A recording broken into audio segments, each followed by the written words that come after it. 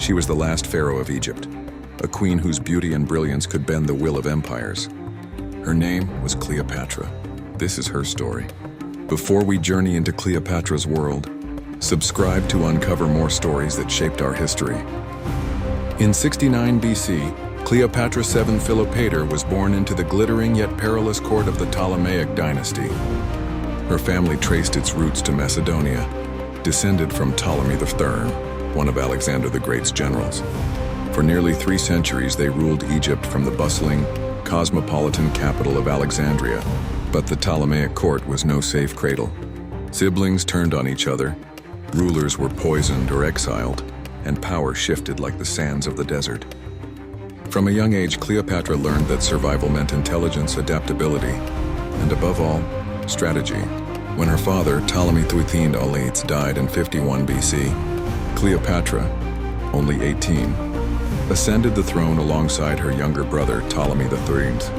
Officially, they ruled together.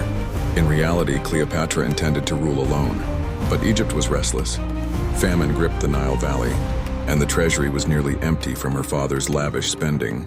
Worse, Rome's shadow loomed large. The Republic's influence had seeped deep into Egyptian politics.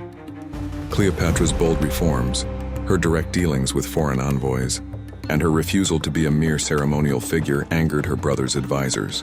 Soon she was driven from the palace and forced into exile. In 48 BC, Rome's civil war spilled into Egypt. Julius Caesar, fresh from pursuing his rival Pompey, arrived in Alexandria. Cleopatra saw her opportunity.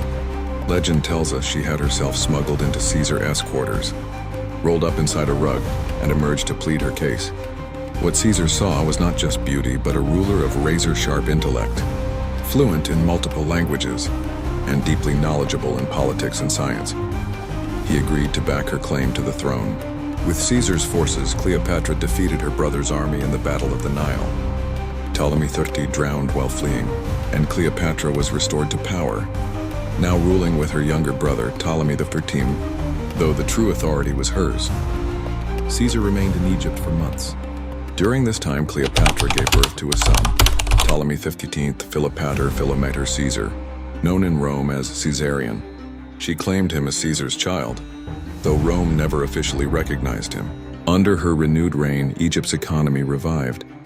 Trade flourished, the grain harvests stabilized, and Alexandria became a center of learning and culture once more. But her relationship with Caesar tied Egypt's fate ever closer to the Roman Republic. In 44 BC, Caesar was assassinated in Rome. Cleopatra, in the city at the time, quickly returned to Egypt with Caesarion. She knew that without Caesar's protection, Egypt's independence was fragile. The Republic was tearing itself apart. 2 men emerged as Rome's new power brokers: Octavian, Caesar's adopted heir, and Mark Antony, his loyal general. In 41 BC, Cleopatra met Mark Antony in Tarsus. Like Caesar before him, Antony was captivated. But this was more than romance when it was political survival.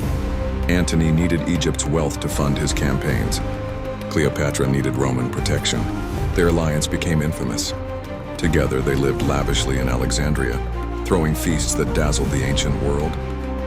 Cleopatra bore him 3 children: Alexander Helios, Cleopatra Selene, and Ptolemy Philadelphus.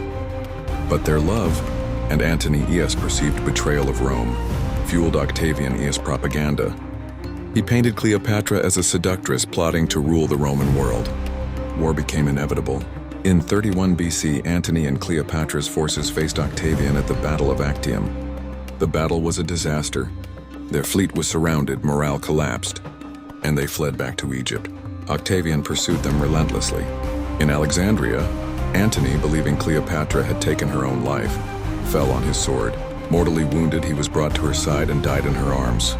Cleopatra, now alone, faced a grim choice. She could march in Octavian's triumph in Rome, a humiliated prisoner, or she could die a queen.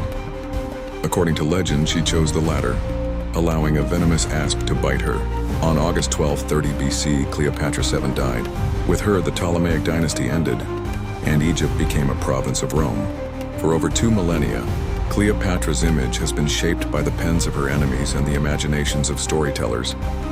She has been called a temptress, a political genius, a patriot, and a villain.